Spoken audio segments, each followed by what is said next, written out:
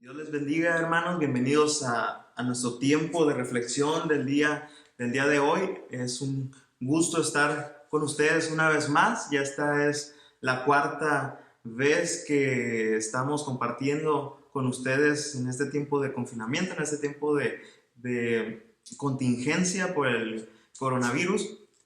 Como ustedes saben, estamos estudiando el Salmo 77 y lo dividí en cuatro partes y vamos a tener la cuarta parte. Es la última vez que voy a estar con ustedes en este tiempo. Esperemos que ya todo esto termine y que ya podamos reunirnos. Ya les extrañamos mucho, recordamos a cada uno de ustedes en nuestras oraciones y esperemos que lo que hacemos para llevar la palabra hacia sus hogares esté siendo de edificación para ustedes, de ánimo para sus vidas. Es lo que nosotros queremos, que ustedes se animen, se edifiquen, y es nuestra oración también a Dios. Les pedimos que pues estén en comunicación por medio del WhatsApp, ahí mandando sus mensajes de ánimo también para nosotros. También es de bendición saber que ustedes están animados, están viendo cada uno de estas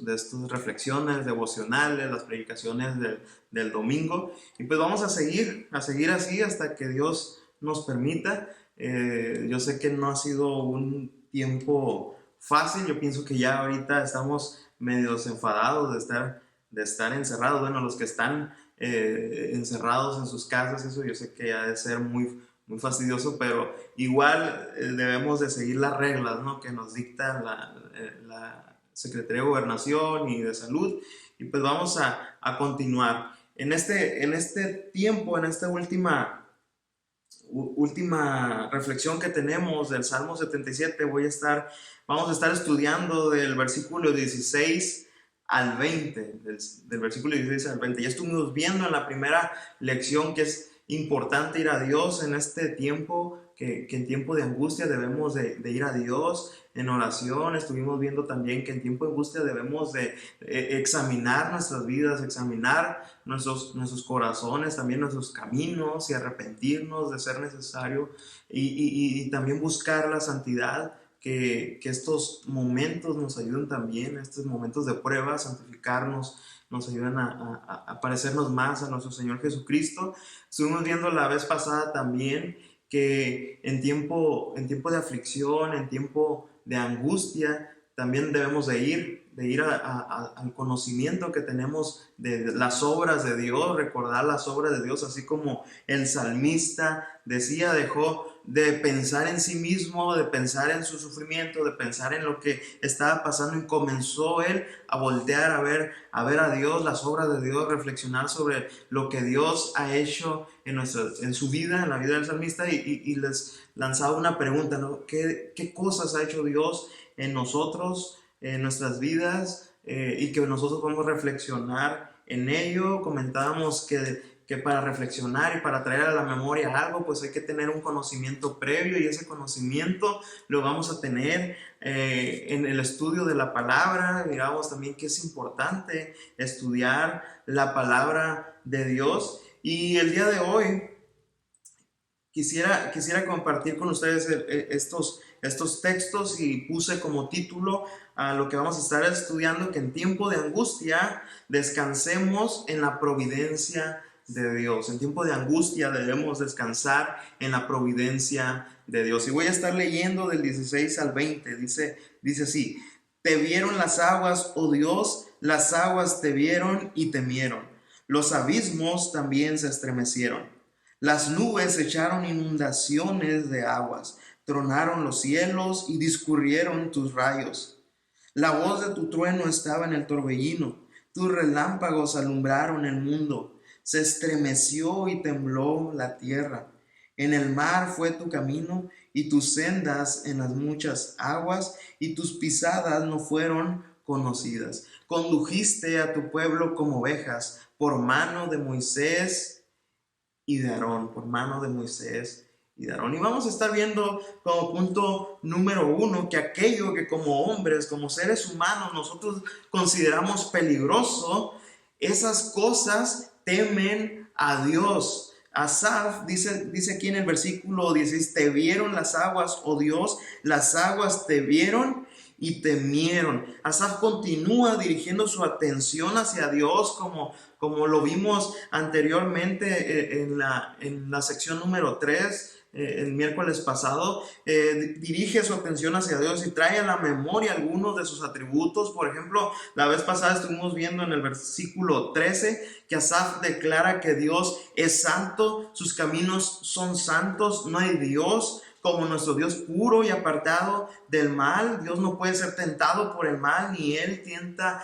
a nadie, según Santiago 1:13, lo que estaba recordando Asaf. Y del 16 al 18 de los versos que leímos aquí, el salmista describe la grandeza de nuestro Dios. El salmista hace referencia a que la naturaleza, las aguas, dice aquí, tiemblan ante su creador. El 16, te vieron las aguas, oh Dios, las aguas te vieron y temieron. Dice, los abismos también se estremecieron. Los abismos, las aguas, las nubes, dice, echaron inundaciones de agua, tronaron los cielos, discurrieron tus rayos. Dice el 18, la voz de tu trueno estaba en el torbellino, tus relámpagos alumbraron, dice, el mundo se estremeció y tembló la tierra se estremece, las aguas temen, los abismos temen ante la grandeza de su creador, ante la grandeza de nuestro Dios. Hay reverencia en la creación y reconoce el poder de Dios. Dice Spurgeon, refiere sobre este pasaje, te vieron las aguas, oh Dios, las aguas te vieron y temieron. Las aguas vieron a su Dios, pero el hombre, dice, rehúsa discernirlo. Las aguas temieron, pero los orgullosos pecadores son rebeldes y no temen al Señor. La creación teme a Dios, su creación teme la grandeza de Dios. Las personas que no conocen a Dios no temen a Dios, pero nosotros como hijos de Dios debemos de temer a ese Dios grande, fuerte, poderoso. Como hijos de Dios debemos reconocer su grandeza y tener reverencia, conocer quién es Dios, y conocer su persona. Conocer a Dios nos lleva a un sometimiento también de su voluntad, de la voluntad de Dios. Job hace mención de esto en el libro de Job, capítulo 9, versículo 4, acerca de la incapacidad que tenemos como hombres de reclamar a Dios, porque Dios es grande, Dios es fuerte y nosotros debemos de temerle a Dios. Dice Job en el capítulo 9, versículo 4, Él es sabio de corazón, hablando de Dios. Dios es sabio de corazón y poderoso en fuerzas. Él es poderoso. ¿Quién se endureció contra Él y le fue bien? Dice, Él arranca los montes con su furor y no saben quién los trastornó. Dice, Él remueve la tierra de su lugar y hace temblar sus columnas. Él manda al sol y no sale y sella las estrellas. Él solo extendió los cielos y anda sobre las olas del mar. Él hizo la Osa, el Orión y las Pleiades y los lugares secretos del sur. Dice, Él hace cosas grandes e incomprensibles y maravillosas sin números. He aquí que Él pasará delante de mí y yo no lo veré. Pasará y no lo entenderé. He aquí arrebatará. ¿Quién le hará restituir? ¿Quién le dirá qué haces? Job aquí está hablando, al igual que el salmista acá, de que tenemos un Dios grande, un Dios poderoso, un Dios que hizo los cielos y la tierra, que puso las estrellas en su lugar, que Él extendió el mar ahí en donde está. Él puso límites también al mar. Ese es nuestro Dios grande, fuerte, poderoso, y Él es sabio y Él hace lo que hace. El Dios, y quiero compartir esto o quiero dejar bien claro este punto acerca de la grandeza de Dios, porque el Dios de la Biblia, el Dios que describe aquí el salmista, el Dios que describe acá Job, ese Dios merece reverencia y temor, así como su creación teme ante su creador, ante Dios. Ese Dios merece temor y reverencia de nosotros, sus hijos, de nosotros, sus criaturas. Spurgeon mencionaba en la cita que les comenté antes que las personas que no son de Dios blasfeman y no tienen temor de Dios, pero nosotros, sus hijos, debemos tener temor del Dios de la Biblia. Dice, y hago hincapié en el Dios de la Biblia, así textualmente lo digo, porque en la actualidad, hermanos, muchos predicadores crean en la mente de su audiencia, en la mente de las personas, un Dios diferente al de las Escrituras. Un Dios que es algo así como un genio de la lámpara, un Dios tierno, como si fuera un abuelito que podemos utilizar a nuestro antojo y hacer por medio de su inmenso cariño hacia nosotros, que nos cumpla todos nuestros caprichos. Y es el Dios que muchas veces se pinta, se dibuja en la mente de las personas. Creen que todo lo que debemos hacer es tener mucha fe y pedirle con ganas, con muchas ganas, o darle lástima para que haga lo que nosotros queremos. Y debemos nosotros, hermanos, tener cuidado con tal idea y reconocer el poder y sabiduría de nuestro Dios. Nuestro Dios tiene una mente que excede todo conocimiento y nosotros no somos nadie para cuestionar los designios del Todopoderoso. Dice aquí Job en el capítulo 9, versículo 12, aquí arrebatará. ¿Quién le hará restituir? ¿Quién le dirá qué haces? ¿Quién se atreve a decir al Todopoderoso, ¿por qué haces esto, Dios? ¿Por qué haces aquello? Y algo que nos anima acá el salmista es eso, a ver la grandeza de Dios, el poder de Dios y tener temor y reverencia ante nuestro Dios. Ese es un aspecto importante. Y otro aspecto también es que nadie conoce por completo la mente de Dios. Fíjense lo que continúa diciendo después del 18 en el 19 el salmista. Dice, en el mar fue tu camino y tus sendas en las muchas aguas, dice, y tus pisadas no fueron conocidas. Acerca del poder y las obras de Dios, dice esto, tus pisadas, tus caminos no fueron conocidos. Y esto hace referencia a que no hay quien conozca del todo lo que Dios hace. La mente de Dios es inescrutable. El apóstol Pablo hace referencia en la carta de los Romanos en el capítulo 11 versículo 33 lo siguiente, dice, oh profundidad de las riquezas de la sabiduría y de la ciencia de Dios, cuán insondables son sus juicios e inescrutables, dice, sus caminos. Profunda las riquezas de la sabiduría y la ciencia de Dios, son insondables sus juicios, inescrutables sus caminos. Porque ¿quién entendió? Dice la mente de Dios. ¿Quién le entendió? Es una pregunta retórica. ¿Quién le entendió? ¿Quién fue su consejero? ¿Quién le dio consejo a Dios? Nadie, obviamente nadie entendió la mente de Dios. Nadie es su consejero. ¿O quién le dio a él primero para que le fuese recompensado? Y dice el 36, porque de él y por él y para él son todas las cosas. A él sea la gloria por los siglos. Amén. De él, por él y para él. Todas las cosas son por medio de él y para él. Y la honra y la gloria son para ese Dios grande, fuerte, poderoso, temible, que hace las cosas como según el designio de su voluntad. Dios obra de una manera misteriosa. Sus pensamientos no son los nuestros, no es como nosotros pensamos. Él tiene una mente infinita.